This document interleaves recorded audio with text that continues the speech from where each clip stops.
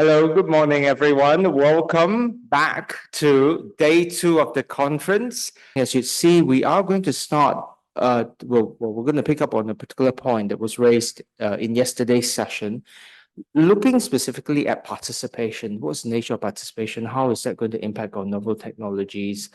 So that's what we are going to start off with today. We've got two wonderful speakers to start us off the morning session. So the first will be Professor Jane Kaye. So she joins us from HeLEX. I know the abbreviation. I do need to look at the full title, Center for Law, Health and Emerging Technologies. So it's very apt in terms of our discussion today. Jane, of course, is famous for quite a few aspects of her contributions to the literature, to knowledge in this space. So it's wonderful to hear her thoughts in terms of what or how we should go about understanding participatory approaches when thinking about governance. So I think this is an especially important time for Hong Kong because as we know, when we think about genomics and reproductive technologies, has never quite been the key focus of Hong Kong, being essentially a financial center in the past. But this will change given its integration into the Greater Bay Area. And with this, we also will see a number of important changes or a number of key concerns relating to regulatory governance. Of course, fundamentally, also we see a coming together of 3 different jurisdictions. It will be interesting to follow and continue to consider how developments here will continue. My own sense is that common law principles and practices will continue to persist as developments in this region continues, and that has been essentially the trend elsewhere. With that, Professor Jane Kaye, it's over to you. Thanks very much.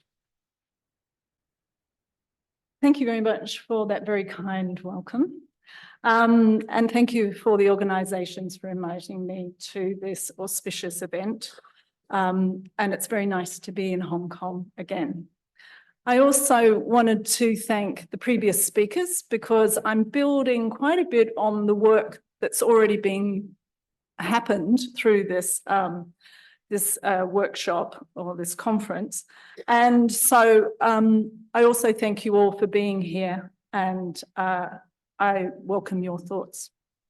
So my focus is on exploring different approaches to governance, which I think builds on Catherine Littler's paper yesterday, touches on the paper last night by Jonathan Montgomery, which was just a really rich and wonderful paper.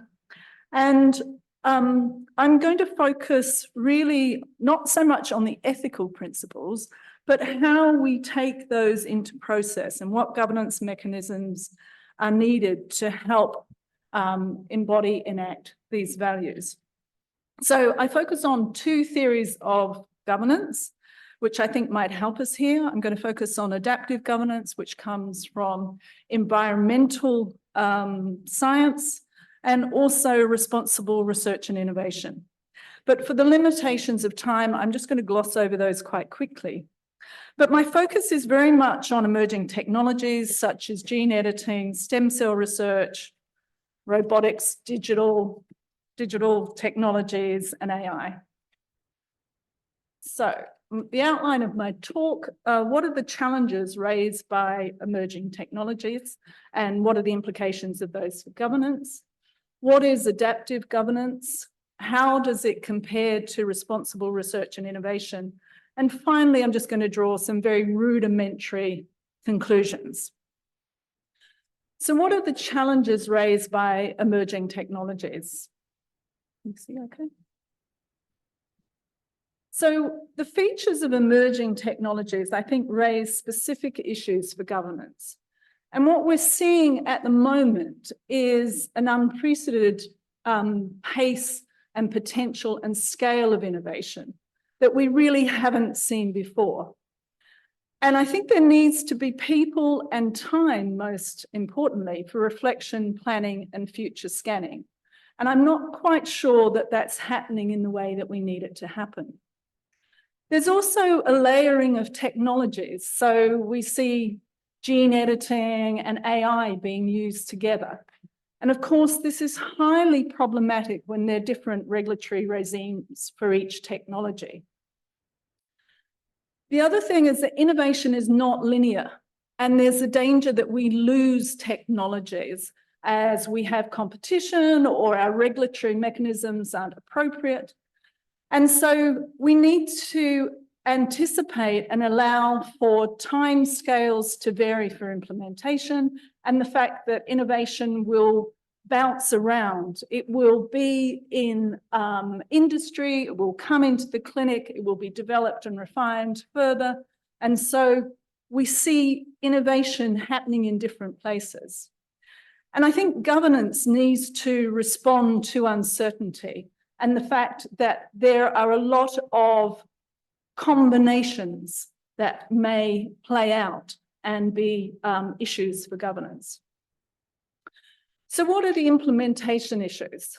So, as I said before, implementation involves co-production from a wide range of stakeholders. We see clinical and industrial partnerships on a scale that I don't think we've seen before. I think in terms of the public, they're deeply worried about the involvement of industry. And so that is of concern. We also know that existing clinical and research practices need to change to accommodate emerging technologies. And I think that was described really well by Jonathan yesterday about how there's these grey areas that are emerging, and how do we accommodate the way that innovation bounces around. I think another key issue is that we know that you can't just lob technology into a clinical situation and expect it to work. There's a lot of socio-technical issues which will determine implementation success, and it's understanding those that is really important. We also get kind of, with the layering of technologies and the new technologies that are emerging, we get new legal, ethical, and social issues, which are complex and need to be worked through and understood. And also, there's the importance of being able to reassure the public and demonstrate trustworthiness. So what do we need from governance to actually help us deal with those kind of multifactorial complex issues? So we need governance that is responsive to a dynamic and changing landscape of innovation. It must establish guardrails for use that are responsive, inclusive, accountable, transparent, and enforceable for a range of different stakeholders. And as soon as I say that, I know I'm being really aspirational. And we all have different ideas about what each of those words means and how it might apply. But I think these are kind of the principles that Catherine was talking about, which we need to have in the mix. And they need to be there when we are establishing guardrails. We need to deal with the complexity of different technologies being used together. And, you know, the layering may not just be two, but maybe kind of complexity along a innovation pathway as well. And we need to monitor social concerns over time. And I think for me, what's becoming increasingly important is a focus that governance activities actually enable shared goals. And I think that's particularly important at this time in the Earth's history, but also this time in terms of innovation in health. So what is adaptive governance? And kind of, I'm just wondering how many people have heard of adaptive governance? Thank you. Great. Okay, so I will try and explain it in a way that kind of brings it to life for you. So this is an aerial view of a national park called the De Vries-Bosch National Park, which is based in the Netherlands.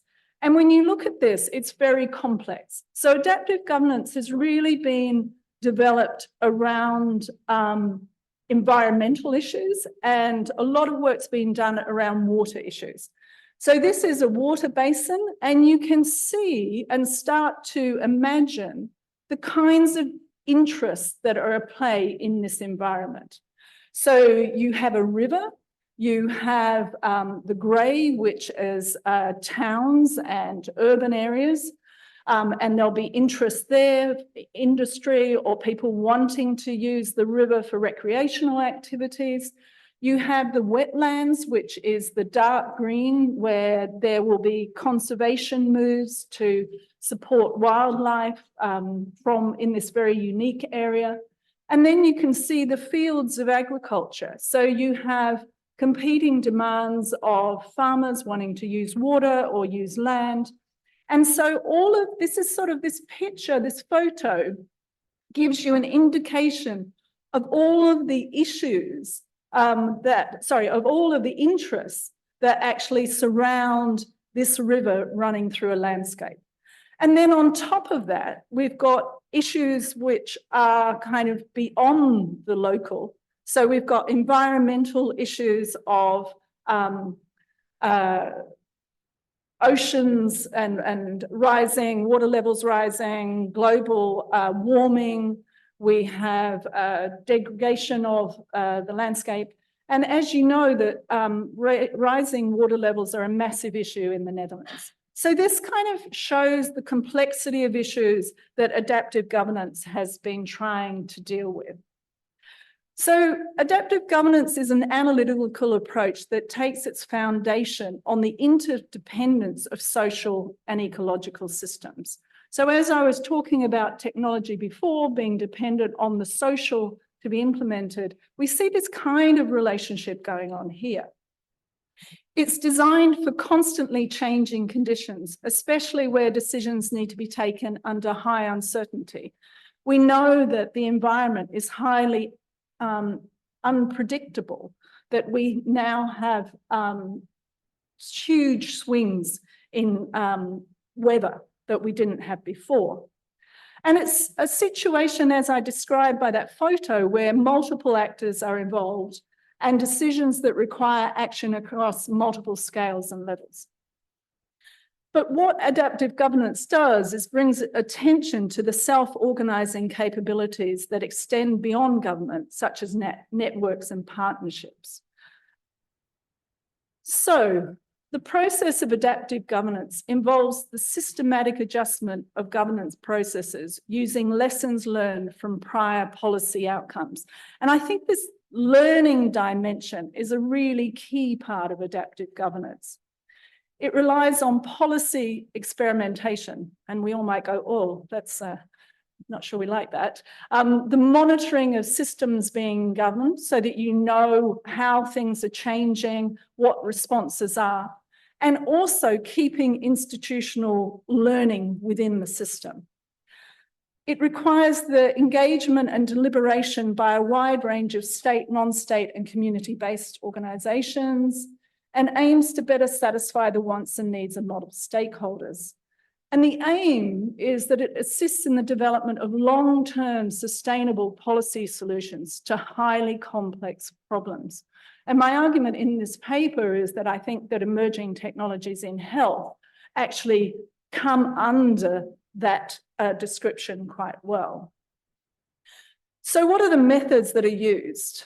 And adaptive governance is a sort of growing field. There's a lot of work being done in this area, but these are some of the methods that have come through the papers. Meaning collaboration across actors and scales, effective coordination, building social capital, community empowerment engagement, something that Jonathan was talking about last night, capacity development, linking knowledge and decision-making through data collection and monitoring, promoting leadership capacity, and exploiting or creating governance opportunities, which is where you learn, of course. So what are some of the examples of the techniques? So what adaptive governance enables people to do is assess who is or should be involved in governance at each stage of the process. And this is the concept of scale. And it's actually seeing connections between different organisations at the local, the regional, and the national levels. It actually creates processes for testing. And an example of that would be a regulatory sandpit where you test out policy on new technology coming in before you kind of take it into the regular assessment process for regulation. It also may involve processes for review, so sunset clauses in legislation, so that instead of legislation being set in concrete, you actually have mechanisms for review as part of this learning process. And I think a key thing is the engagement of all stakeholders. So the kayakers who are enjoying the river, to the people who actually are producing goods, agriculturalists based on the water that's used in the river, all of these stakeholders have to be involved in the process. But something that I've added is that I would say that needs to be appropriate and proportionally done. And the key thing in an adaptive governance structure is learning loops. So I'm going to sort of do a deep dive into learning loops because I think it's really interesting to think about, and it's really helpful as a way of explaining how adaptive governance is different. So there are single loops, double loops, and triple loops. And so a single loop, a learning loop, is where you focus on improving existing performance and governance. And the key question is, are we doing things correctly? And this will be kind of for people who are responding to emergencies in the context of emerging technologies in health, would be clinicians who are rolling out AI, for instance. So how can we learn from our experience and observations to improve what we're doing? What are the challenges to implementing these improvements? So it's very much about improvement in action, what we're currently doing. So the double loop is really kind of where you get a little bit more involved. It involves thinking outside the box and examining the fundamental assumptions behind established procedures. The key question is, are we doing the right things to accomplish our goals? And this can result in a modification of strategy. So the triple loop involves making changes to underlying norms and values that guide action. And organisations such as WHO and Catherine are doing this kind of work. And the key questions are, what is the right thing to do? What should our goals be? How do we decide what is right? And it will lead to a fundamental shift in approach. Now, to make this a little bit easier, I hope, to understand, this is from Coldry, who's talking about responses to environmental change in Bangladesh. So you can see that on our right-hand side, there are the different level of institutions that feed into this kind of learning loops. And on the side, on the left-hand side, there's the experience. So bridging organisations, for instance, would be, which is right at the top, would be WHO. So it's a process of bringing all of those actors or all of those stakeholders involved into contributing their learning so that you can actually lead to change, but do it in a systematic way, and your learning is not lost. So what are the possible benefits of adaptive governance? It encourages a whole system approach rather than responding to one technology at a time. And I think there's a real danger with that, particularly with layering.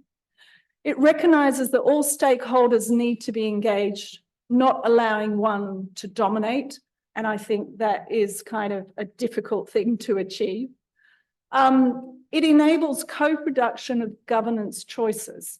So it enables us to think about what governance is needed. And so when I talked about the assessment of organisations, you would actually work out what responsibilities they have, what budgets they have, and what they're required to do in what time frame. And you would then assess what they've done in the past and have they been able to do this.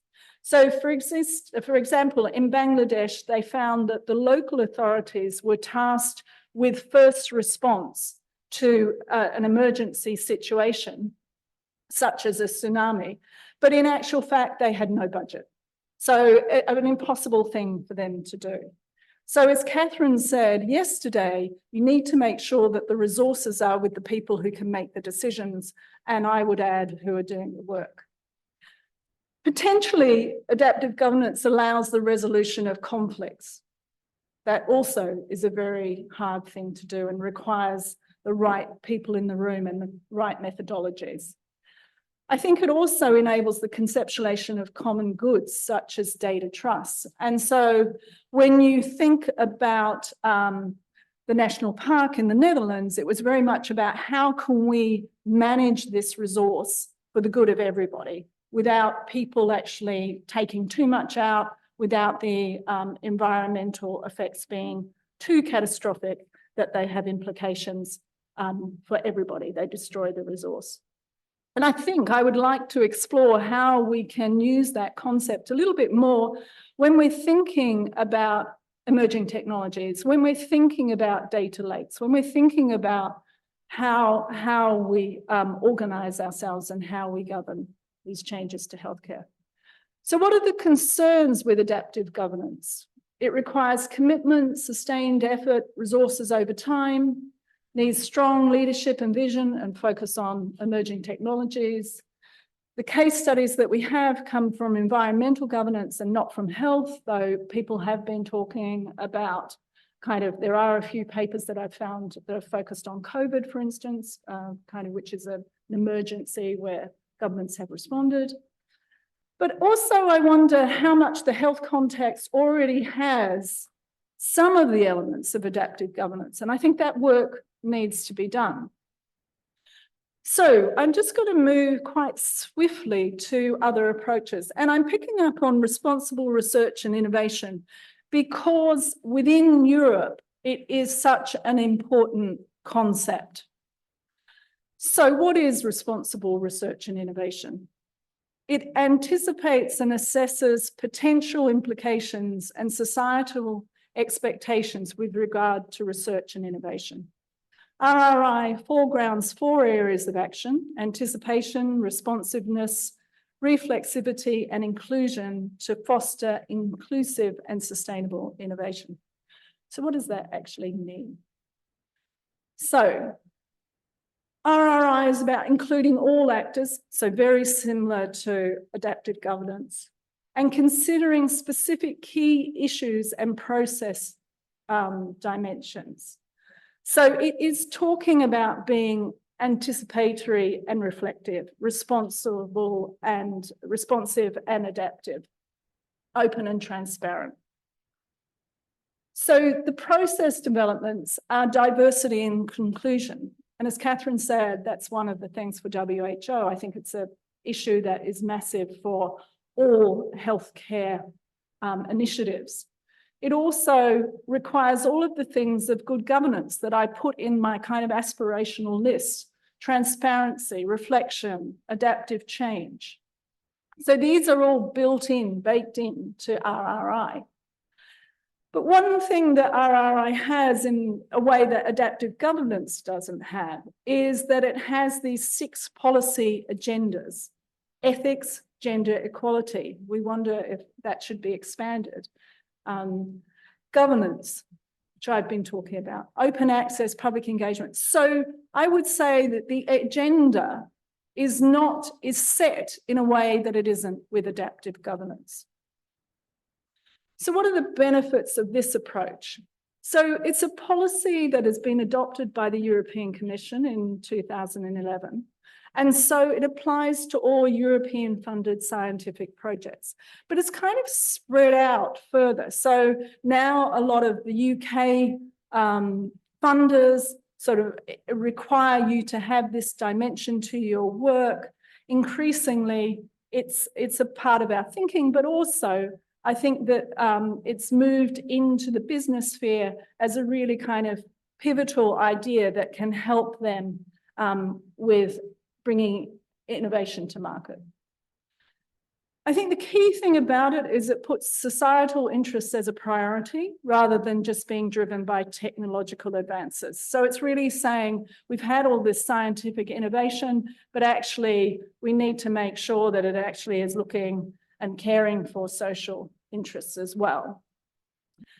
I think it's able to think about broader social concerns. So I was reading some papers which were talking about unemployment, how engagement and participation actually has implications for democracy.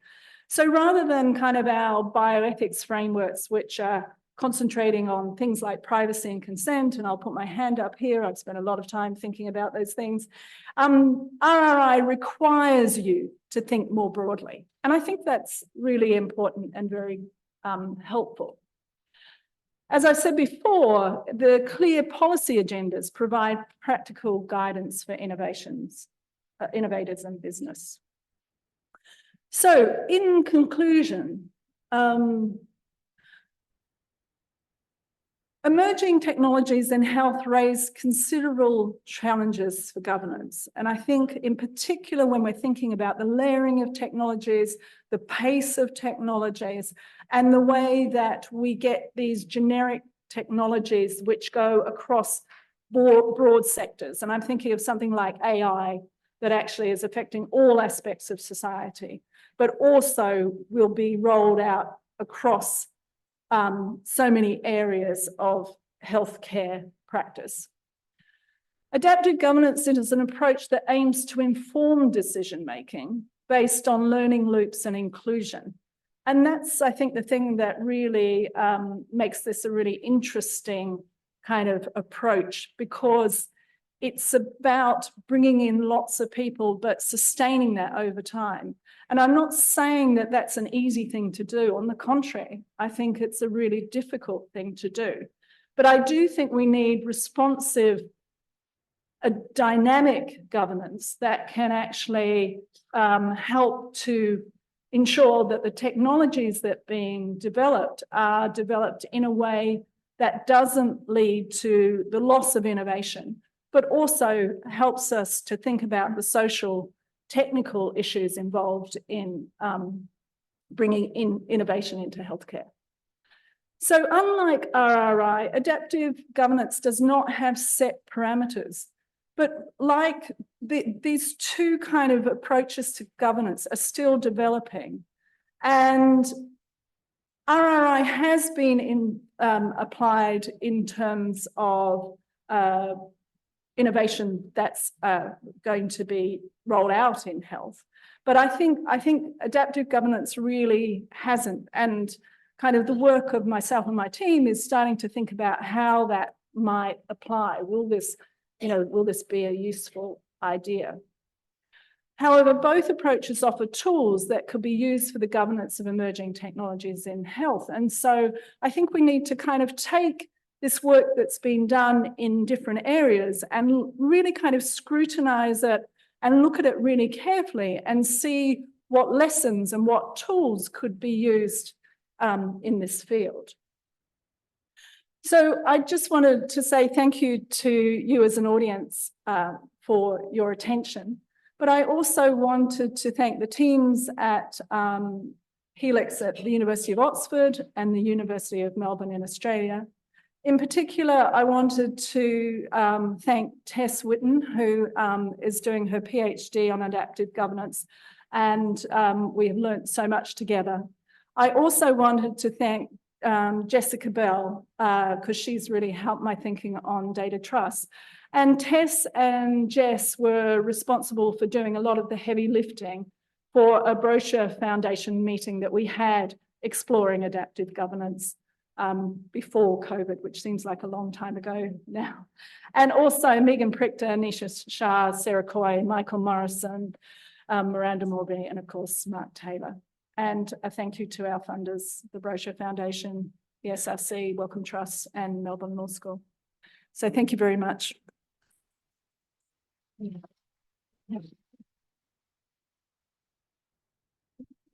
Thank you so much, as always, Professor Kaye, for the wonderful talk and great insight.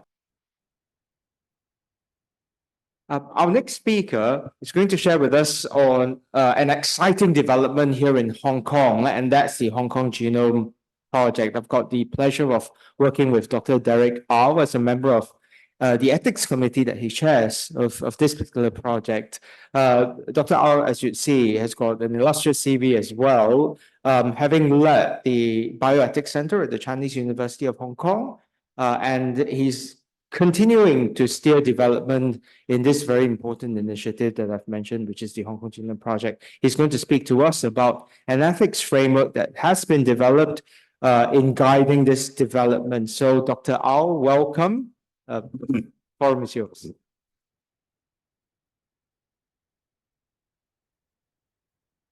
Thank you, Calvin, for that very kind introduction.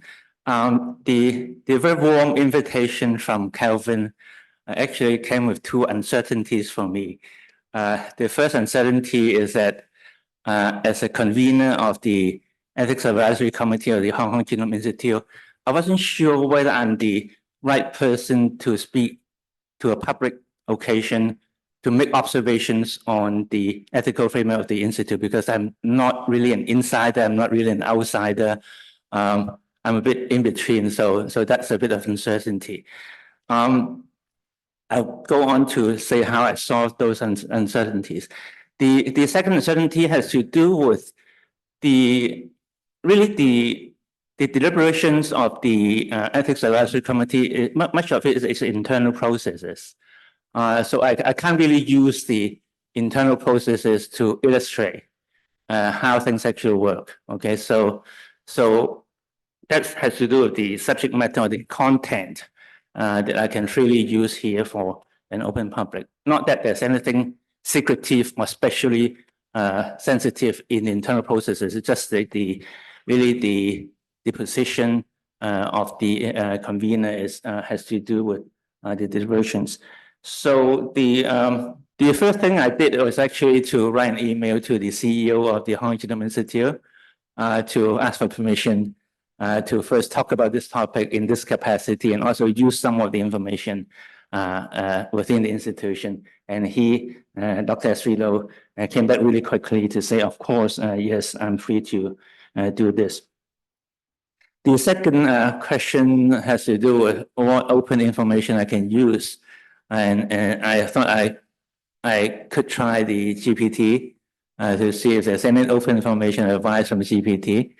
And sure enough, in this case, it says there's no really real-time information on the Hong Kong Genome Project because it's so new.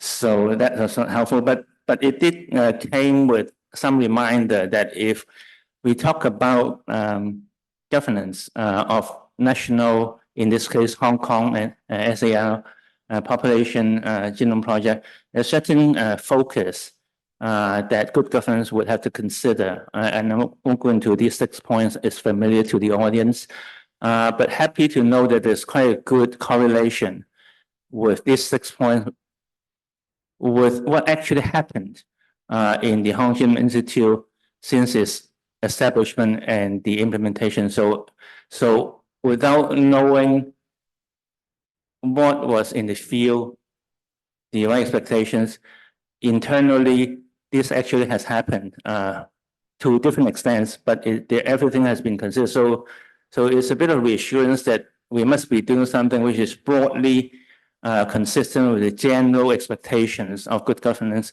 for national genome projects. So a bit of the background for the audience. In 2020, the government first announced that the Hong Kong Genome Project is to be launched. It was quite a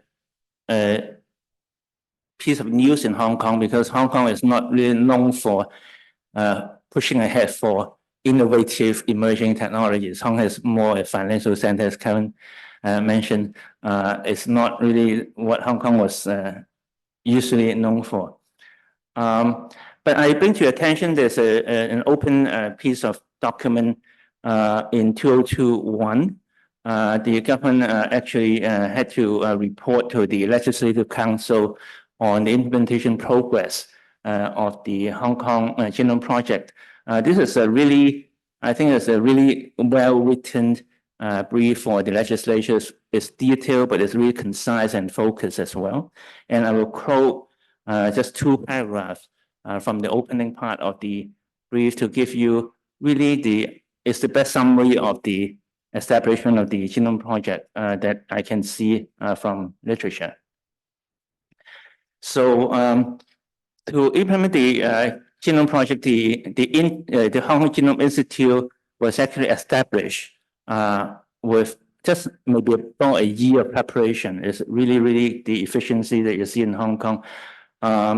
It is a private company, limited, wholly owned by the administration, set up in May 2020 for the implementation of the Genome Project and to drive collaborations. It is owned by the administration, but the running is independent. From one aspect, you may say that the government is using the company to keep at arm's length of this whole business of running Genome Project, not so much for risk management purposes, more for giving space for the Genome Institute to be able to design the governance structure, to recruit, to plan and also train and so on. So it is a way of making space for the project to be run efficiently as well as in a robust manner. So the aim of the Genome Project was to cover 20,000 cases over 6 years and sequence about 40,000 genomes. That's not a huge number. It was a conservative goal established in the start.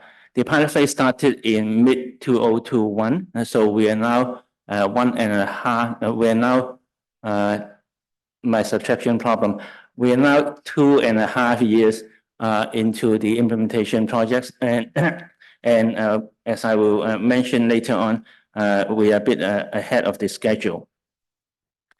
The special feature of the Genome Project in Hong Kong is that it's not a general population recruitment approach.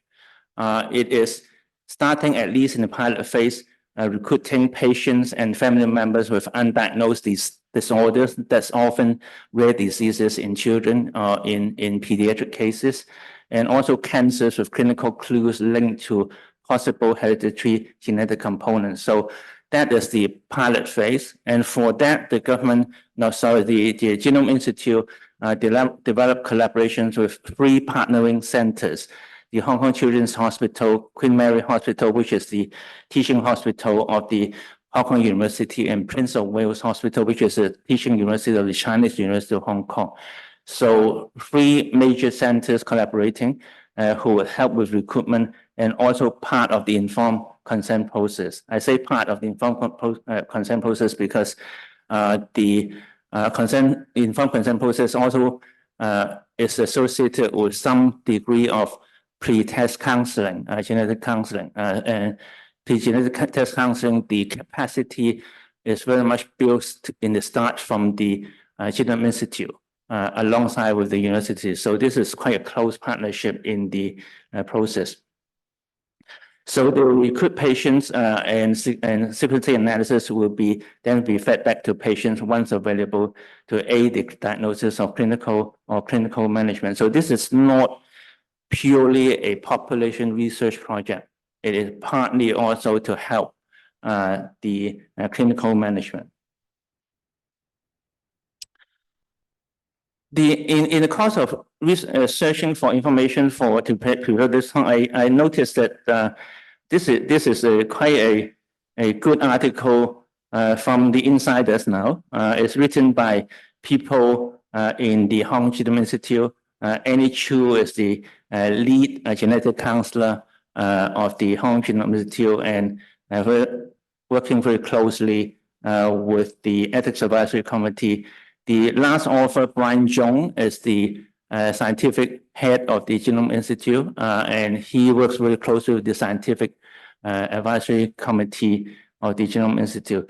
So I knew that they were going to prepare something to share with the public on the early formative stage experience of the Genome Project, but I didn't know that they're so efficient that by 2002, just in time, this just came out before this occasion. So I'm home free, right? So now I have open access article which has all the information that I don't have to pretend that I get it from other sources. I can simply quote some of the information here with some footnotes and explanations. So in the article, it does cover a bit on the governance structure. This is a conventional, I think it's a conventional governance structure, but as we go along, you see that it's not the most conventional way of running business. It also has some, I think, a bit of adaptive element. It also has a bit of participatory element, but it's not the general approach is and the conventional approach.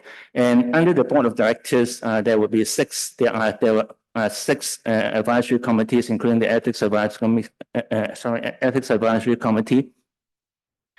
For the first 2 years, besides being the convener of the ethics advisory committee, I was also invited to be a board member of the board of directors. With hindsight, I think that's a good move. That was a good move because that let me see the overarching governance of the institute and how things actually work between the executive arm and also the different advisory committees. So it was a useful background to let me think about how EAC can work independently while also a bit in synchrony with all the other formative work of the board of directors. So this was the backdrop of the governance, and I think that would be the only slide that I talk about governance in the Genome Institute. The Ethics Advisory Committee then proceeded to have meetings. So far, we had 7 meetings. 4 of the meetings actually were in the first 9 months. So it was quite a busy schedule in the first 9 months, and that has to do with the need to quickly but also carefully establish the consent protocols and other essential elements with some real discussions and input. So without going into the contents directly, I give you a sense of the agenda of the 7 meetings that we had so far. As I say, the first 4 meetings were in the first 9 months. First, we covered the consent protocol and also the the participants' information sheet. To say it's an information sheet is a bit modest because it's quite a carefully prepared a piece of help information for the participants that was quite carefully crafted. We then went on to have a second meeting to cover the revision of the adult consent and begin to draft the child consent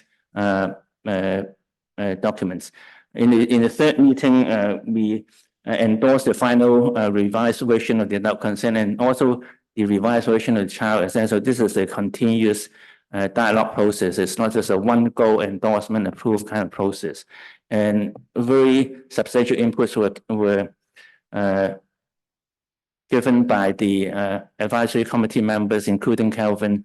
There are also members one of the members is the previous privacy commissioner of Hong Kong, and there's another is a leading figure in patients' rights groups and also community groups. So there's quite a variety of background information people in the advisory committee who are really giving real inputs and raise real questions to improve the protocols. And by my recall, I think the adult consent has made maybe 4 or 5 versions of in the drafting processes in between to come to the final stage and then revised consent. In the 4th meeting, then is a report on applications to the ILBs. The ILBs in this case would be affiliated with the 3 partnering centers. So the Hong Chun Hospital has its ILB.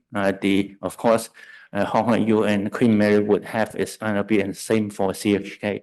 So this went through the RB process. We also then discuss also the withdrawal process and procedures in detail to make sure that the withdrawal is easy, is not under pressure, and then there will be no adverse effect on the patient's subsequent care. More recently, we then go into particular topics. We had a fifth meeting talking about ethical issues arising from secondary findings. The term secondary findings is used by the Hong University rather than the more familiar term incidental findings, or people that are familiar in genomic tests that incidental findings and variants of unknown significance is a big issue.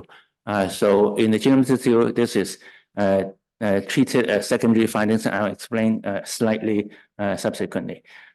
We then also consider considerations arising from the data sharing policy, and also in the recent meeting, exceptional use of data linked to identifiable information for case reports. So this is exceptional use. I think the only exception where some identifiable information linked to data can be used.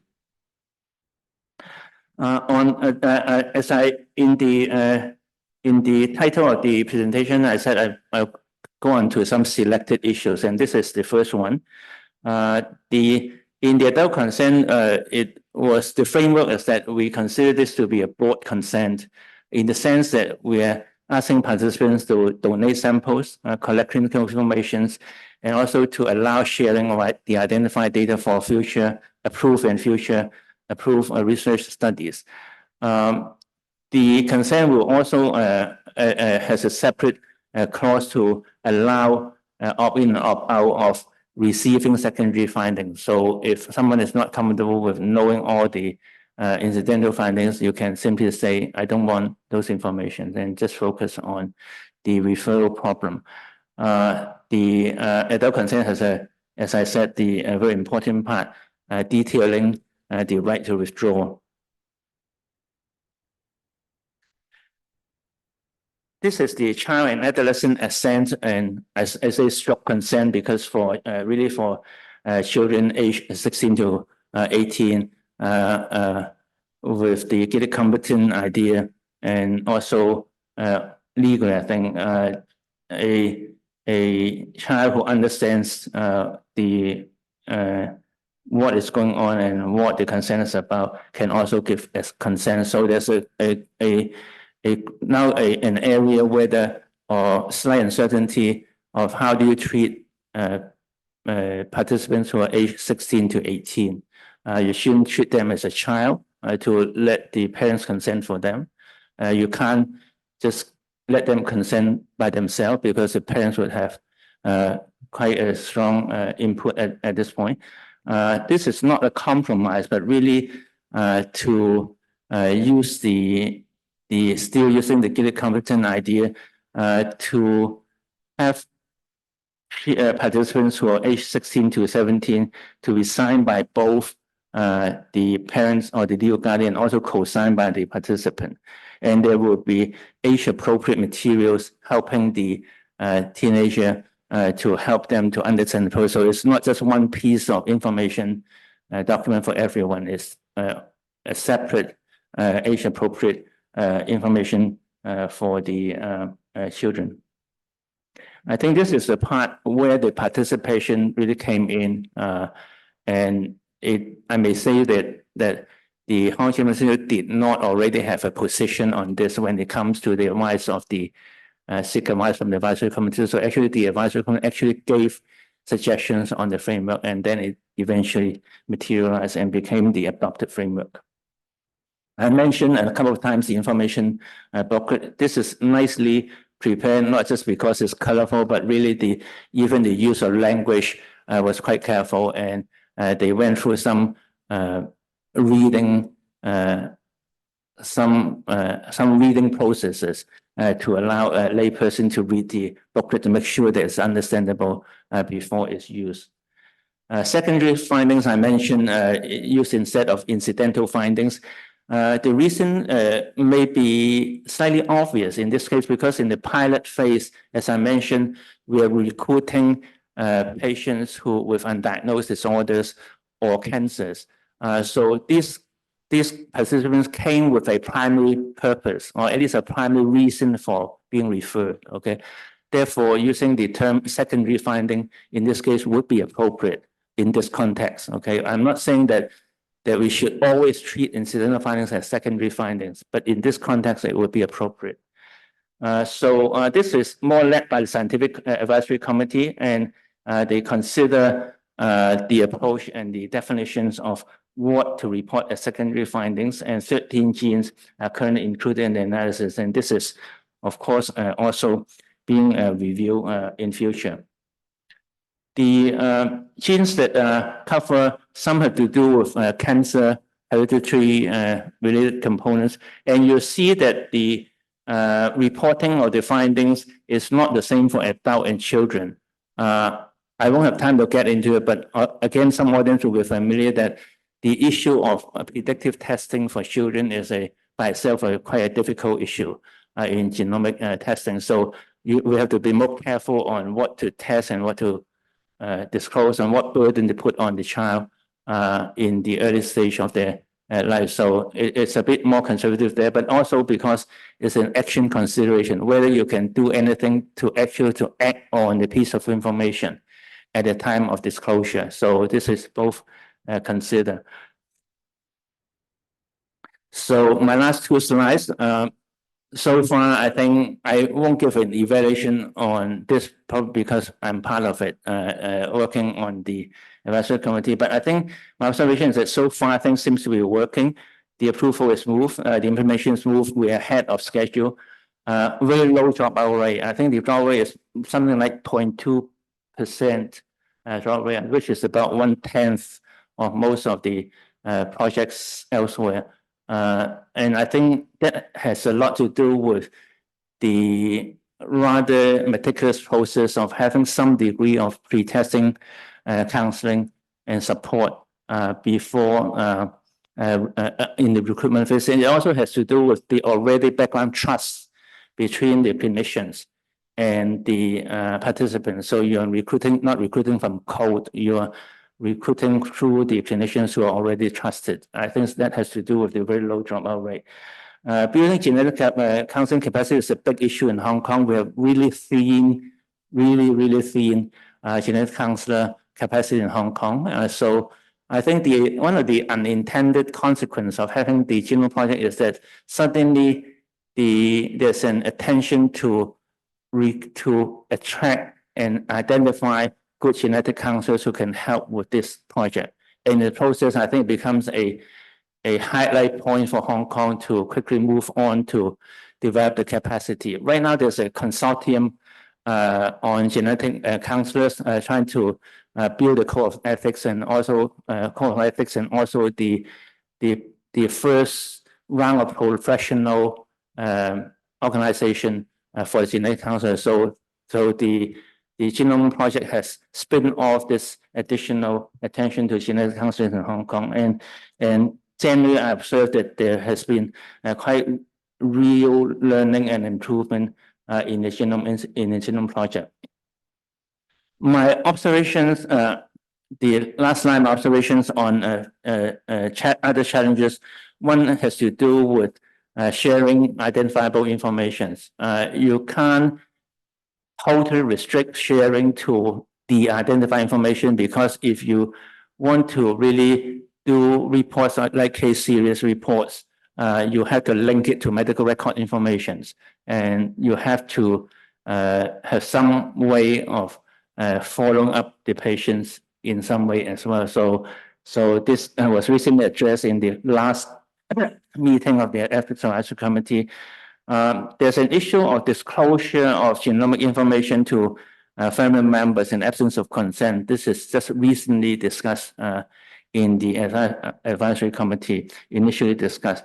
And then I think I haven't really shared this thought with colleagues in the Genome Institute, but I think this will come up later on when we begin to recruit subjects from general populations. Then the idea of secondary findings and limited disclosure of the secondary findings might not be directly applicable, and we have to think again a little bit on how do we do the consent process and how do we prepare for disclosure of secondary findings. And with that, I'll end my presentation and thank you again for the invitation.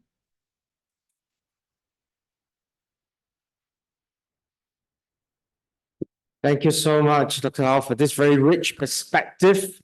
Before we begin, I thought I'd just quickly say that one of the key outputs, apart from having wonderful colleagues together in Hong Kong and to discuss very important issues, is that we are planning to put together an edited monograph from this particular meeting. And of course, all speakers are very welcome to contribute a manuscript to this publication.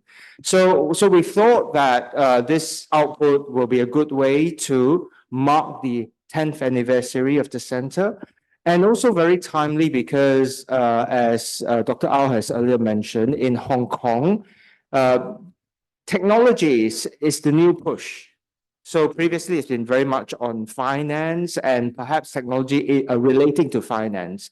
But in the biomedical space or in the health domain, this is a relatively novel endeavor. So there's a great need to think about how to regulate this space, particularly in the interface with mainland China. So we've heard a number of very interesting concepts, and we'll continue to probe into different ways of thinking about regulation. We've heard about clever regulation, of course, in the Wing Hatton lecture. And then more recently from Jane, adaptive governance.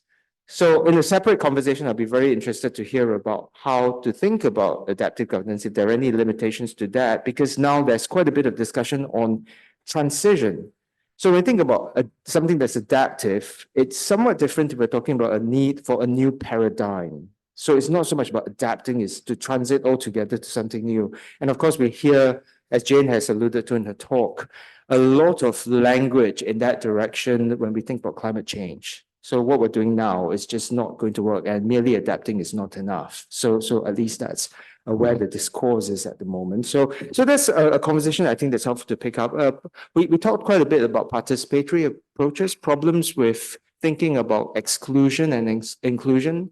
I mean, the way that the law works is that we try to come up with a definition, but the definition is, in a sense, exclusionary to a degree once you have it, right?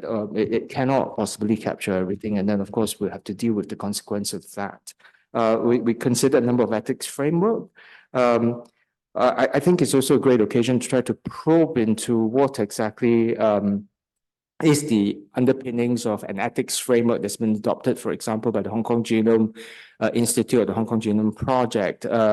As Dr. Au mentioned, there would be adaptive elements, participatory elements, and then it's essentially at this point grounded in a professional clinical context, but that will change moving forward, which brings us back, of course, full circle to what Professor Montgomery has invited us to consider, the relationship between the clinical and research context and whether we could possibly prioritize one over the other.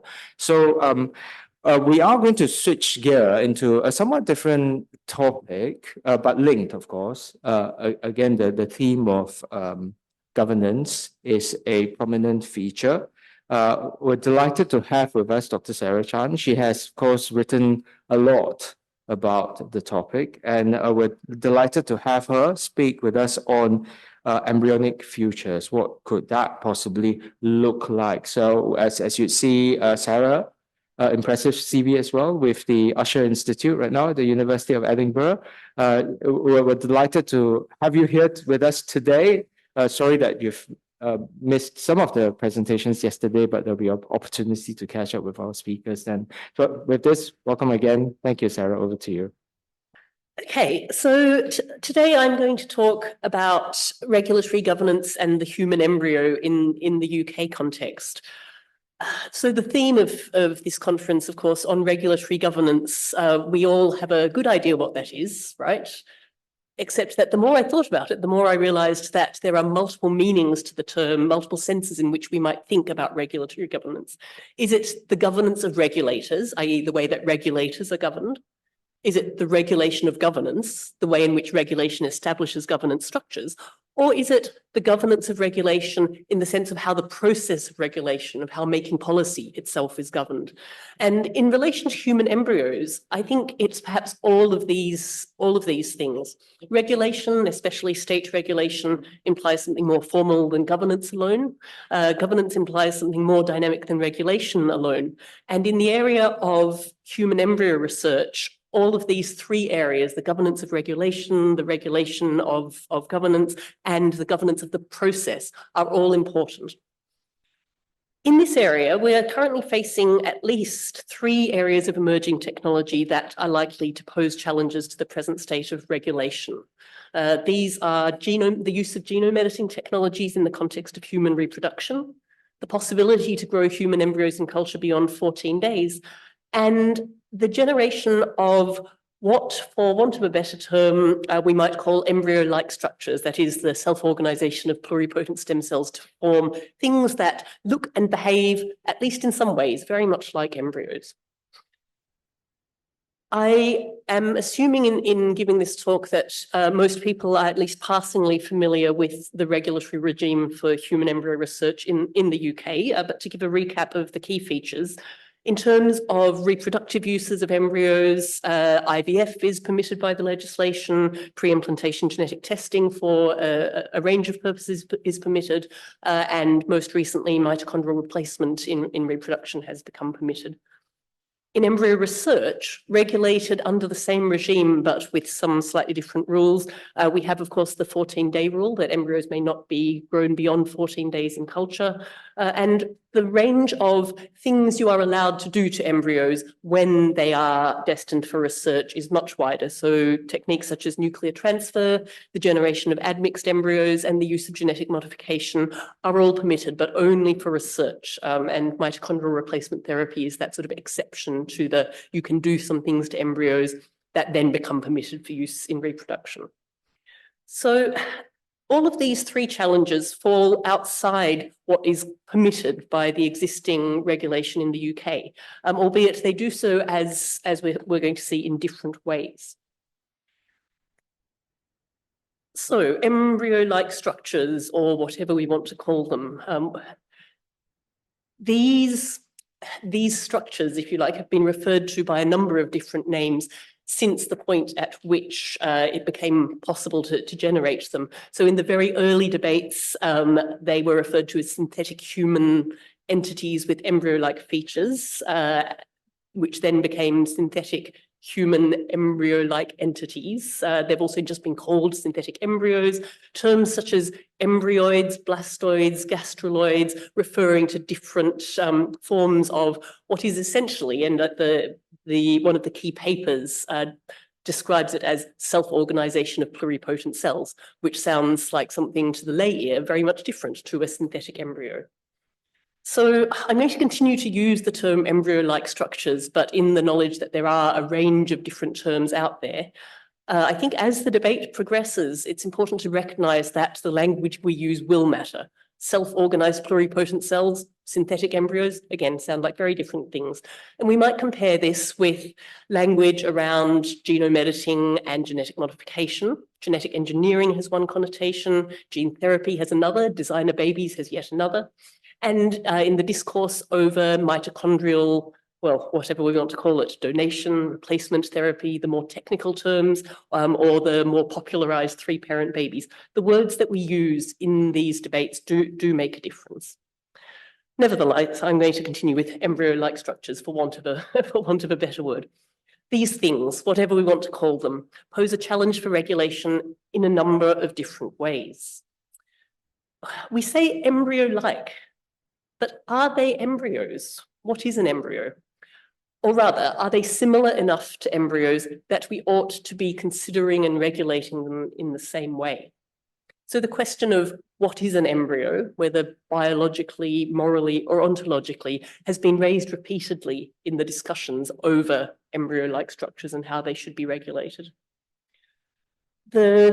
The comic that I've put up there is from Saturday Morning Breakfast Cereal, and it's a comic that I tend to use in my classes about moral status. So we start from a point with moral status that I think is essentially self-centered. We say, we matter, What about us matters, and who else, therefore, does or does not matter? So I'm not sure if you can read the text there. The top frame says, do unto others as you would have them do unto you. And the bottom frame says, bioethics thinks about, are these others other enough that I can do unto them what I don't want done unto me? So asking whether other beings are relevantly similar to us and should be treated in the same way as us also allows us to decide what sorts of things are sufficiently other and can be treated differently. Now, in the case of embryos and embryo-like structures, this question takes on a different cast because embryos may be sufficiently other to us that we can conduct research on them. We permit things to be done to embryos that we would not permit to be done to born humans. But nevertheless, they still merit some moral consideration as evidenced by the extensive debates and the growth of the bioethical policymaking around the human embryo. So are embryo-like structures relevantly similar enough to embryos to warrant the same sort of special consideration? The problem here is that embryo-like structures need to be same but different. They need to be same enough for us to learn what we want to learn about human development, but at the same time, they need to be perhaps different enough to permit research to be conducted that we might not currently permit on embryos. So how do embryo-like structures move through that space in which they are both the same but different? The discourse around what are these things? How do we regulate them? How should we treat them? Has centered on what the sort of key features are and how we can, if you like, make an embryo enough unembryo, enough different to distinguish it. Some of you may remember in the days of the debates over so-called human cloning, somatic cell nuclear transfer, there was a proposal by William Hurlbut that we should create what he called entities through a process of altered nuclear transfer that would allow us to essentially be creating cloned embryos that would lack the developmental potential to become human beings. And the proposal was because they would lack that potential, they would therefore be morally different. So it was an attempt, if you like, to make an embryo unembryo, morally speaking, in order to be able to do certain sorts of research with it. So in trying to make embryo-like structures either embryo enough or unembryo, what are we doing? What is the sort of moral gymnastics that we're conducting? The other problem posed by embryo-like structures in terms of current regulation is in relation, of course, to the 14-day rule. So the way in which the 14-day rule is expressed within the UK law says no person shall keep or use an embryo except in pursuance of a license. A license can't authorize keeping or using an embryo after the appearance of the primitive streak. The primitive streak is to be taken to have appeared not later than the end of the period of 14 days, beginning with the day on which the process of creating the embryo began. When is day zero in terms of a self-organizing mass of pluripotent cells? Various policy bodies have grappled with this problem about what do we do with these embryo-like entities in terms of the 14-day limit. The ISSCR guidelines in 2016 proposed extending this limit to what they termed organized embryo-like cellular structures with human organismal potential.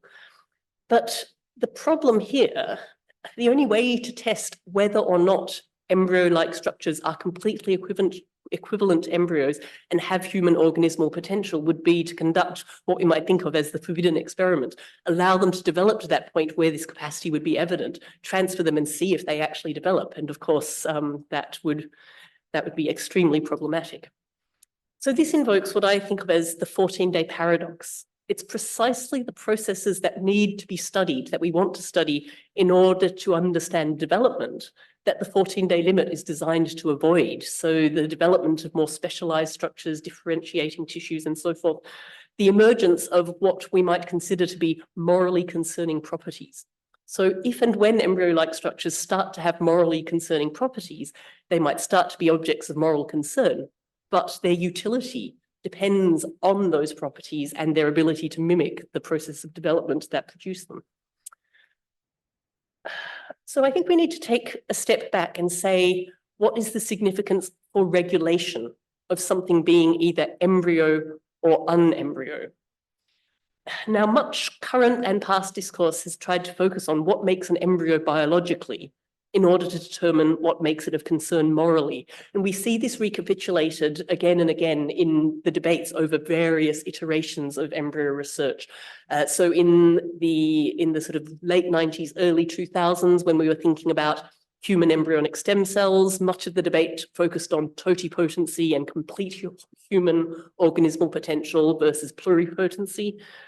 Debates over embryo splitting tried to focus on identity and what conferred identity, nuclear transfer I already mentioned.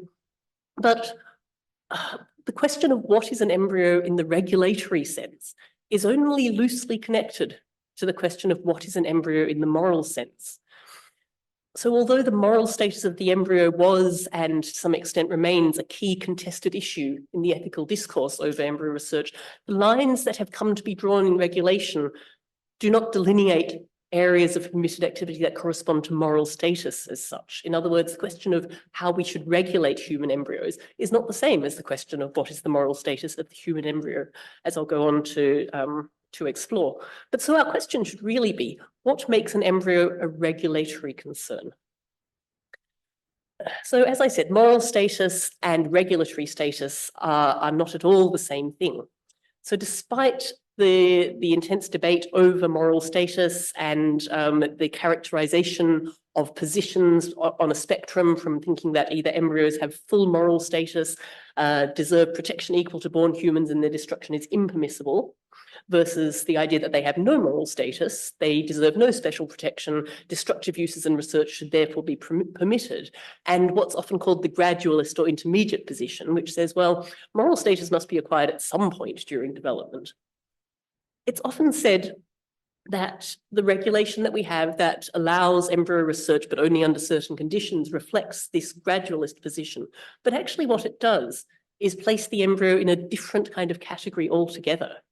The embryo has what has been described in law as a special status. It deserves respect, but the kind of respect that's compatible with destruction under certain circumstances for certain purposes.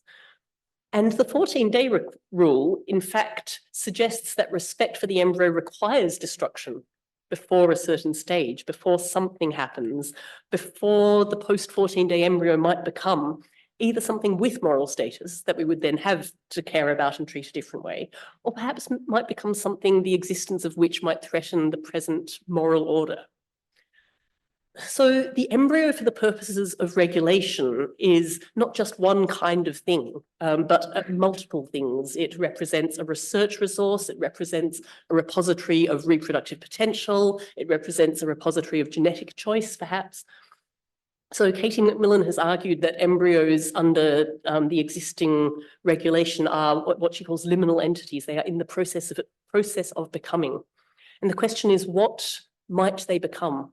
What might they be permitted or not permitted to become?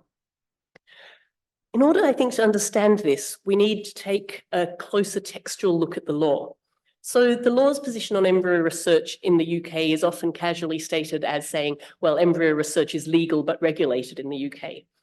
But if we take a closer look at how the law operates, the effect of the Human Fertilisation Act and its associated regulations and the iterations that it's gone through since 1990 is to make embryo research, and in fact all activities to do with embryos, to render them not legal except by license, in pursuance of a license, as the law says. So we've gone from a sort of everything is allowed unless forbidden to nothing to do with embryos is allowed unless permitted by the license, by the law. And in so doing, the law draws an area of jurisdiction around the embryo as a regulatory object. Because of its moral significance, not moral status, but moral significance, embryos are now a thing that is regulated. And the terms of the license, what a license may authorize and for which sort of specified purposes, then determine what is or is not, or rather may or may not be deemed lawful by the appropriate governance processes.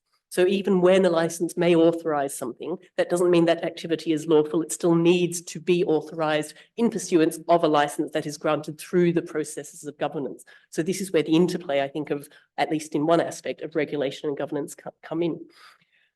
So in doing this, then licenses bring certain activities within the scope of regulatory governance. They delimit specified what we might presume are morally legitimate uses.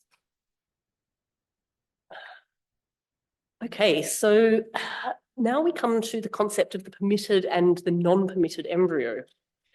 What we might think of as a quasi-moral ontology of embryos, at least for the purposes of regulation, says that their origin, the process that they go through, and their destination are all important in determining what are these things, how can or how should we treat them.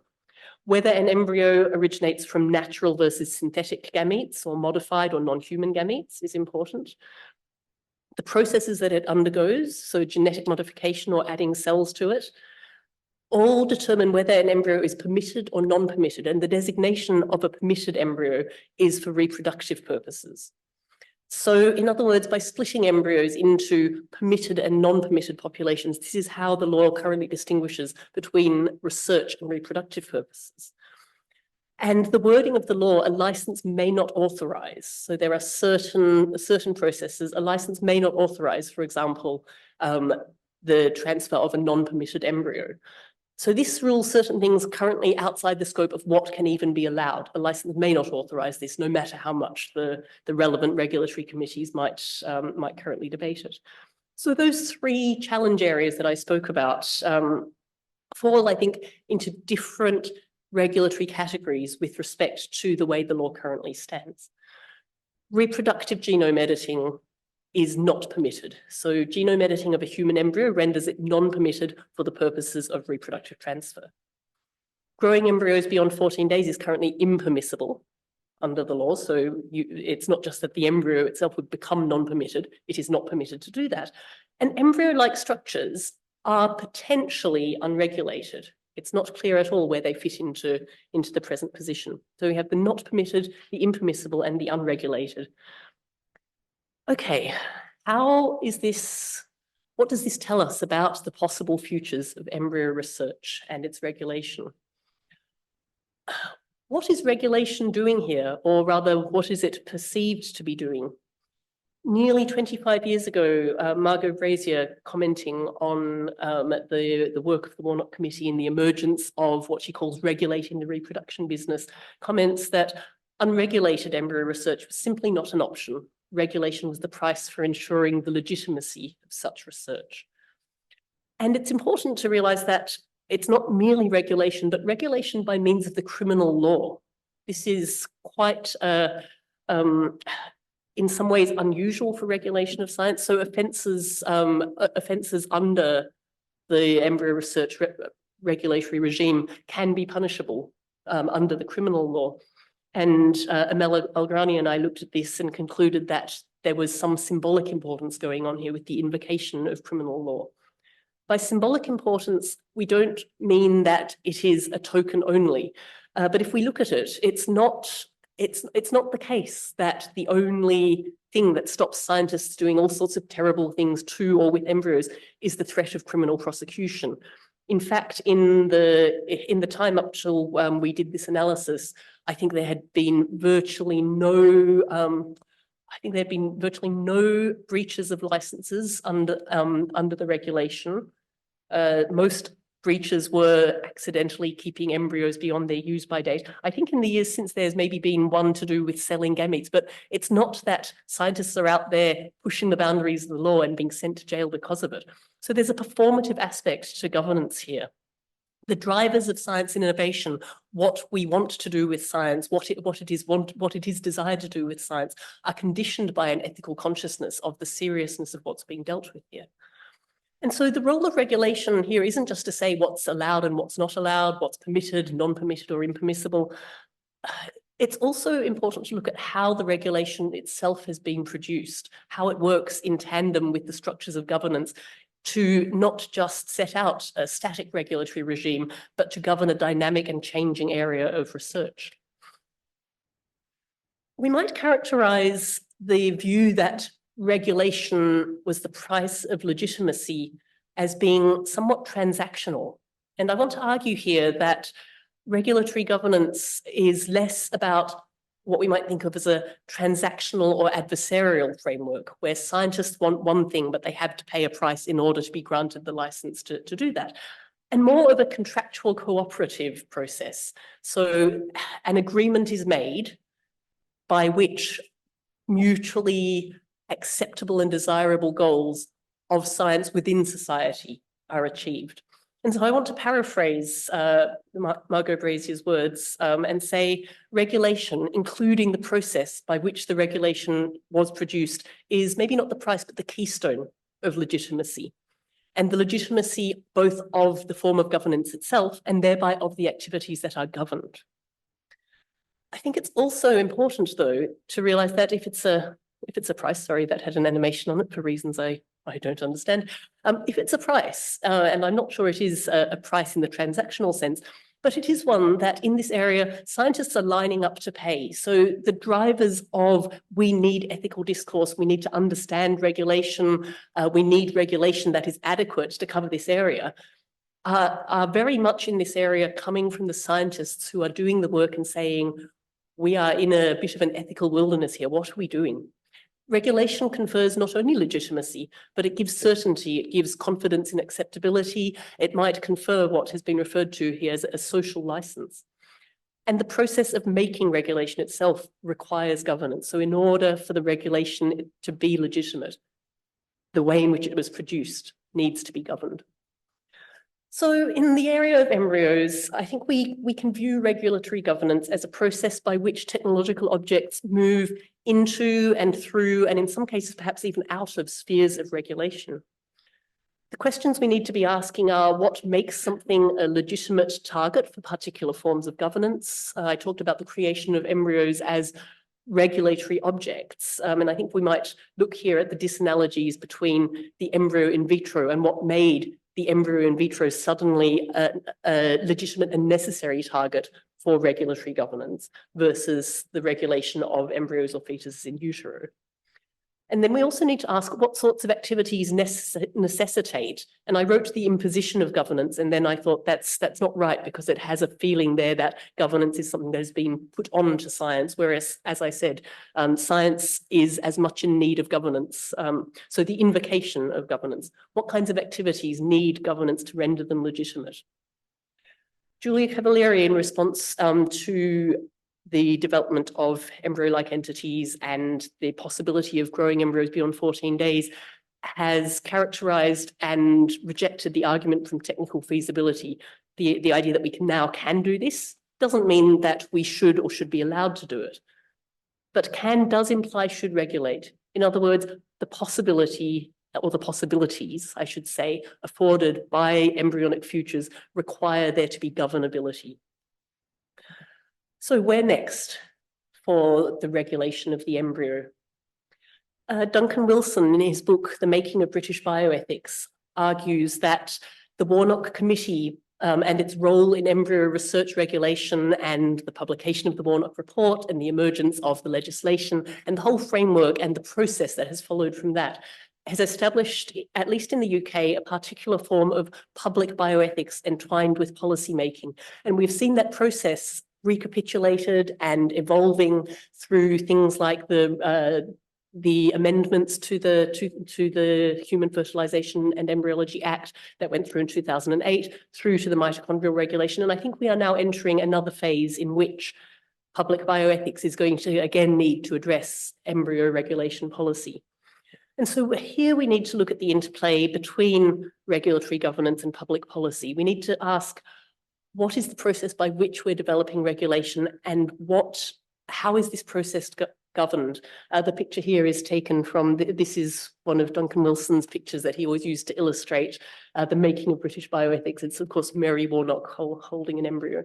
What will continue to legitimise the regulatory governance of embryo research in the face of the new challenges that I've mentioned? And I think more and more, both the expectations of publics around their involvement, together with the nature of expertise and how and where that expertise should be deployed, will need to be taken into account. I want to share two anecdotes from my recent experiences. I was involved earlier this year in a public dialogue commissioned by the Human Developmental Biology Institute in the UK. in which publics were invited to share views and to take part in discussions around the regulation of embryos. And somebody said, we should have been doing this all along, but this is the first I've heard of it. And of course, in some ways, we have been doing it all along, but not everyone has been part of that all along. And the challenges of how we, I think as Jane was referring to, the appropriate engagement of all those involved, how do we do that? So we have public saying, hey, why haven't we been doing this all along? Well, we have been, but maybe not well enough. And then I was talking to a group of scientists at the Institute for Molecular Biology in Mainz recently. And one of the questions that came up was, shouldn't scientists be out there and getting involved in the policy making? And my answer to that again was, well, but they are. But again, sufficiently? How do we make our engagement sufficiently broad? Okay, one or two concluding thoughts. This quote is from the Cortázar magical realism story, Axolotl. And axolotls, of course, are a form of salamander that stay embryos their whole lives. And Cortázar writes, they were larvae, but larva can mean mask and also phantasm. Behind those inexpressive faces, what imago awaited its hour? So what are the masks of the embryo? What are the phantasms that we fear in our imagination? What would happen after 14 days? What would happen if we allowed a non-permitted embryo to be transferred? What might the embryo-like structures eventually become? Would they become something with moral status we'd be obliged to respect? Would they become something so monstrous that we must not allow it to become? Would they become something monstrous in their having of moral status, what I call the ethical, not the developmental or evolutionary, but the ethical, hopeful monster? What are the possible embryonic futures that await their becoming? What possibilities for ethical evolution do they present? And what does this mean for the future of public bioethics? I'm going to end on a hopefully slightly optimistic note. What does happen when we cross lines? Well, the last time I was here in Hong Kong was just around the time that another what had been seen as bright line was definitively crossed, many would say very irresponsibly. And that was, of course, the creation of children through the use of genome editing. And it wasn't, surprisingly, the end of the world as we know it. But of course, there have been and there will continue to be consequences for regulation, for governance, for trust, for global science, but the world doesn't have to end. We shall see what the future will bring. Thank you. Thank you so much, Dr. Chan. I'm delighted to welcome back Professor Sir Jonathan Montgomery. We have had the pleasure of hearing him yesterday on clever regulation. Today, he's going to speak to us on the 14-day rule. So how are we to think of this rule, and is it time perhaps to devise a different approach? So it's back to you, Professor Montgomery. Thanks very much, Kaye. I think we agreed it was just Jonathan from now on once introductions are done. How long have I got? Okay. So I guess my main objective in this presentation is to convince you that the connection between the type of ethical debate that we usually have and legislation is indirect. I've called this political morality in the title, but it might be that in the discussion you think it's not much to do with morality, and maybe political economy would be a better sort of frame to think about it. So my basic idea is that we can't move from ethics to law very easily, and then we need to think about the rationales for doing that, and in particular the practices that will get us there. And just in case you think that's an implausible position, the drafting of our statute demonstrates this quite neatly, because we don't have a 14-day rule, despite the fact that we've been talking about that. As Pete always reminds me when I talk about it, we have a primitive streak rule, which uses a biological marker to make out the regulatory differences. But because we can't measure that biological marker and enforce it very easily, we've turned it into something which is thought to equate to it, but may or may not in practice. So we've already there got the idea that the arguments which were about the moral worth, moral significance of the primitive streak get translated in the legislation process to something that is enforceable. So I see the creation of the 14-day rule as actually a governance device as opposed to, it's a governance device of the debate and the deliberation, not an attempt to identify a particular moral significance. So it was used in the 1990 legislation to try and make sure that the parliamentary debates were about a choice between having some research on human embryos or no research on human embryos. And they used the 14-day rule, which of course at that stage was a long way beyond what anyone could actually do technically, to neutralize some of the slippery slope arguments. And I think that this is actually quite a common tool in bioethics regulation.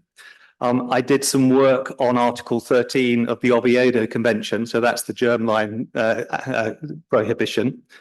And it was very clear from the travaux préparatoires that everybody expected that to be provisional and revised. They never thought it was a hard line in the sand in the way that we've talked about it, because it was known then that it would have unanticipated and undesirable effects. And it was known that it was a holding position. And we've created a myth that it was intended to be an ethical limit. And I think the 14-day rule falls into the same category. But really importantly, as well as managing the debate, so that it was a debate about some or no research at the early stage and trying to exclude other types of worry, it also made the guardians of that question Parliament rather than the regulator. So we allowed the Human Fertilisation Embryology Authority to deal with a whole load of things, but we didn't allow it to break the 14-day limit. So what we've done there is we've reserved the power to change that rule to Parliament. And that again is designed to neutralise some types of countervailing argument. It's designed to neutralise the argument that science always runs away with things before we can think about it. And it's also designed to deal with what we didn't use in terminology in the 1990s, I don't think quite, but we use quite a lot now in terms of democratic deficit. So in relation to the 14-day rule, it was clear that the only way of making the change is to find arguments that will persuade our parliamentarians.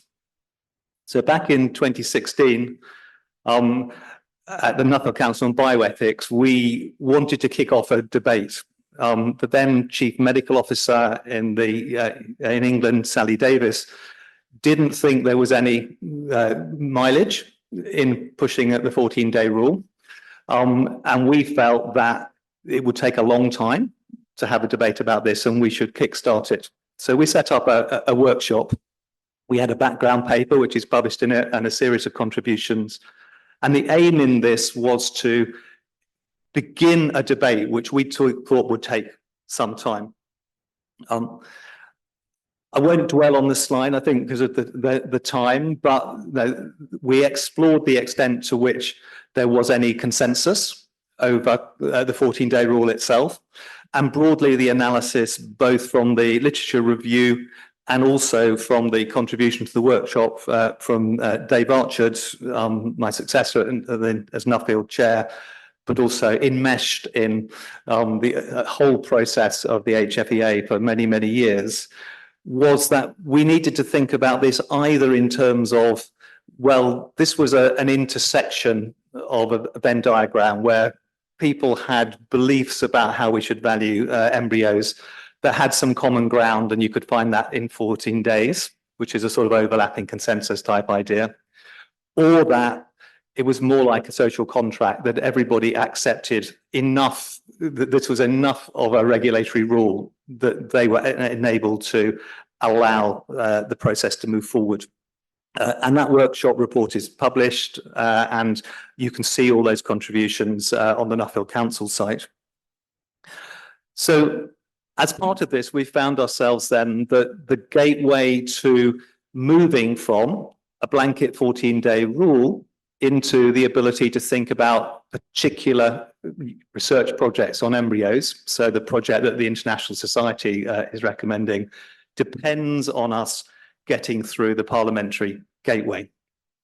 Now, those who believe the slippery slope is at work would take the view that the parliamentary gateway is quite easy to get through, because one of the things reserved to Parliament in 1990 was the definition of which research purposes could be approved by the HFEA. And you'll see the group on the left is broadly connected to quite specific things that are thought to be valuable. And the group on the right includes all those in the smaller font, but basically it also includes now science. And so those who believe in the slippery slope would say Parliament is a pushover for scientific advances. I'm not convinced. And it seems to me that, and this was why we kicked off the Nuffield report back in 2016, because I wasn't convinced that it would be done easily. It feels like we still have a process in the UK which goes through sequences. Many of the things we've been talking about are closing the gap between the expert deliberation and the public deliberation, and there's more co-production. But it's still the case that we tend to think about things in the expert communities first. We then frame the things we want to talk to the public about, and then we create deliberative processes. So I think we're at a stage in the UK where broadly the ethical community and the scientific community has got to the stage that it's up for this change. I think we are in the process of public deliberations, which gives us reasons to think that we will get to public acceptability for a change. But I think we're quite a long way from marshalling the type of argument that will get through Parliament. And we also need to bear in mind that it will require our politicians to commit some of their political capital to push this through Parliament. It won't necessarily be a smooth ride. So the arguments might not be the only thing at question. The arguments might also be what would trigger government or parliamentarians' interests. And my sense is that could happen really suddenly.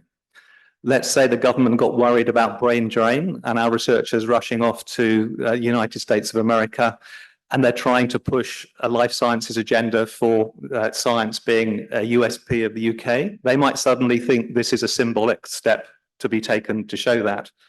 And I would want us to be in a position to answer that. So we're in quite a long haul in the UK around this. The Nuffield Council kicked off this thinking with the workshop. At the time, the BBC did some public opinion research. The Progress Educational Trust, which of course is entirely unbiased in this area, has also held out some public engagement work. It's been kept under review recently from the HFEA.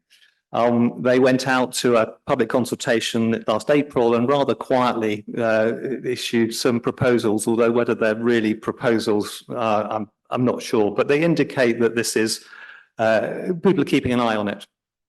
And in their November statement, the HFEA said that it's clear that science will be able to move beyond the limit, that there are potential benefits, but given the importance of some limits, we need a consensus and we need a mechanism for moving forward.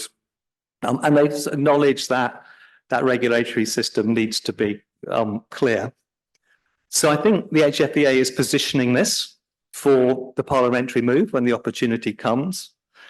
And the Progress Public Opinion report would suggest that we're not far off having an acceptability. This is a question worth asking, but it's always, as you would expect, presented in rather ways sympathetic to the people commissioning the polls.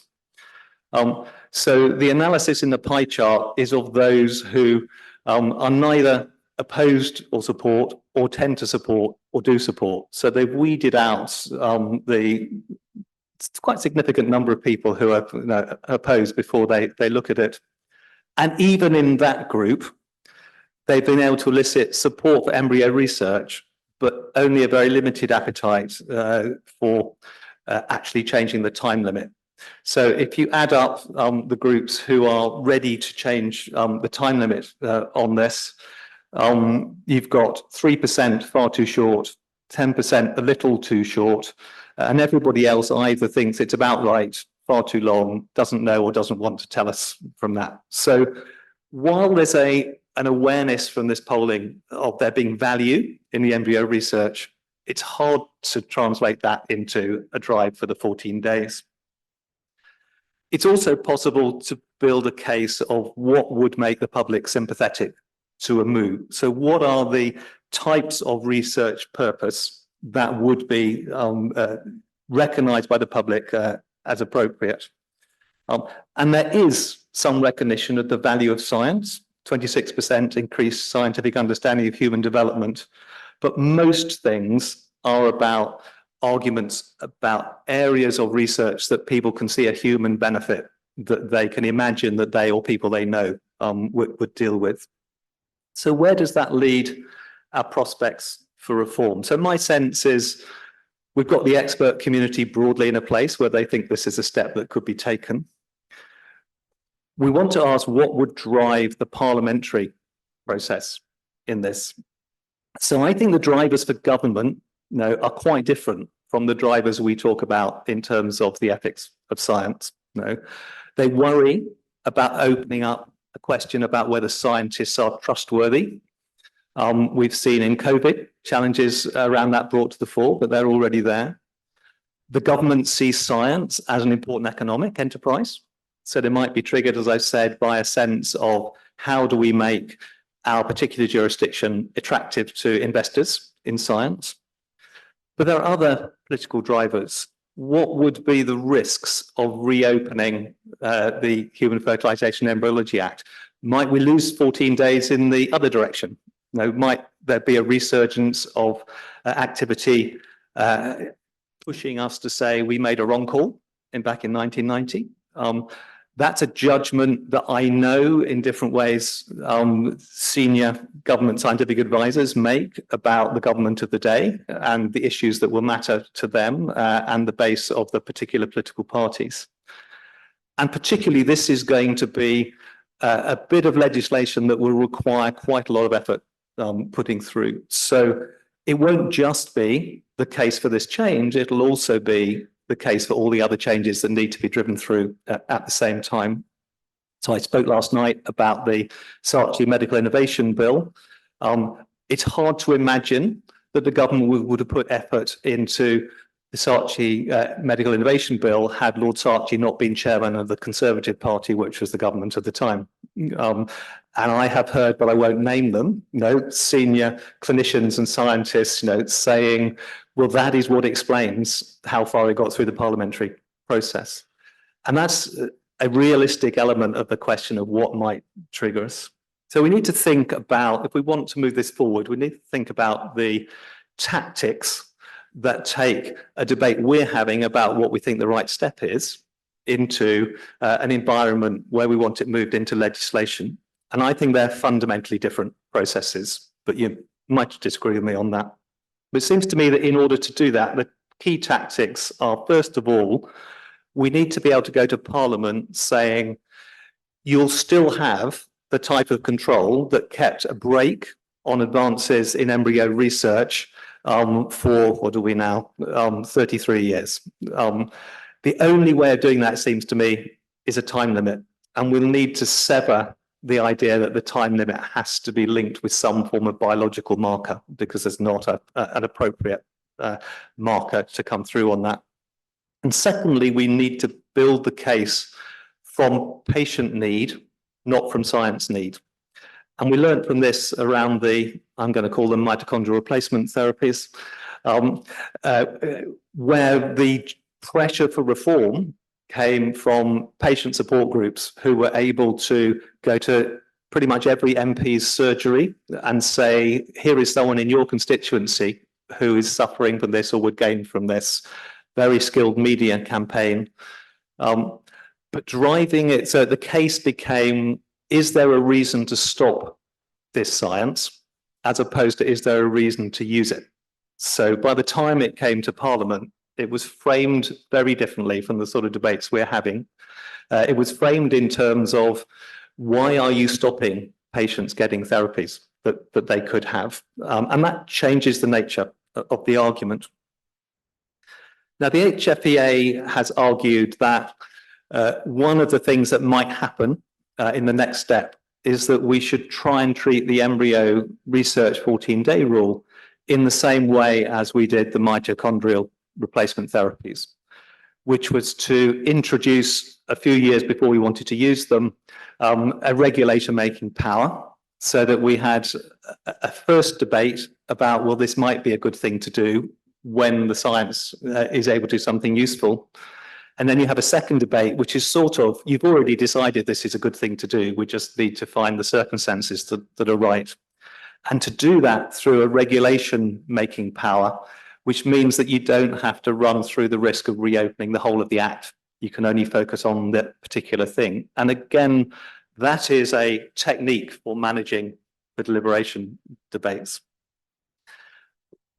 I think it's unlikely that we'll get away with that, because the consultation that the HFEA did back in April elicited quite a radical difference between the views of organisations working in the area and various types of professionals and patient groups, the top four, and general public, which is the bottom one. So the dark blue lines are those who disagree that we should allow this regulation-making power. So 80% of the public is not yet ready for moving this.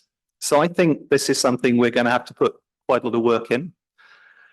My view, and I had this in 2016 as I reflected on the workshop, is that the best type of argument is what I call a window of obscurity argument. That's to say, we need to build the case for our scientific hopes in relation to things that the public thinks are really important. So the causes of miscarriage, those sorts of things, so that you're not having to explain this as abstract science. You're explaining it as something that is of human benefit. And you have to explain why it is that you can only get that by extending the time limit. And the most plausible argument, I think, on that is that from 28 days onwards, we have material from aborted fetuses and from miscarriages that give us some clues about the human development. I don't think this is an immensely strong scientific argument, because we don't know whether those miscarriages are miscarriages because of normal development or abnormal development. So it's a little bit like the question Robin raised about whether the models are good models or not. But you can see how that would be a case that you can make to the public. You can then argue that there is no other way to access this information. And if the scientists can demonstrate to us that this information is plausibly available, then a case can be made. Back in 2016, our analysis of the workshop was that that was not yet a compelling case. But as it becomes more compelling, and I think scientists would probably say they believe we've got to that, then it becomes a stronger case. And then linked with that, we need to be able to explain to parliamentarians how they won't lose control. So we need to find a break that says you're only giving a certain amount of space to the regulator to oversee this. And that's an issue about trust and confidence. But I don't believe it's an issue of just reflecting public opinion. That's a theme we've had all through yesterday about we need public deliberation engagement, but we need not just to give in to it. And we'll perhaps come back to that. Now, I presented all of this slide, except for the bottom line, in January to the Dutch Health Council Committee on the 14-day rule, and they have just proposed what feels to me basically the window of obscurity argument. So it would be nice to think that that wasn't a coincidence, but who knows? And when you get the slides, I'm sure we'll all get them. There are links here to all the things that I've referred to in this. Thanks very much.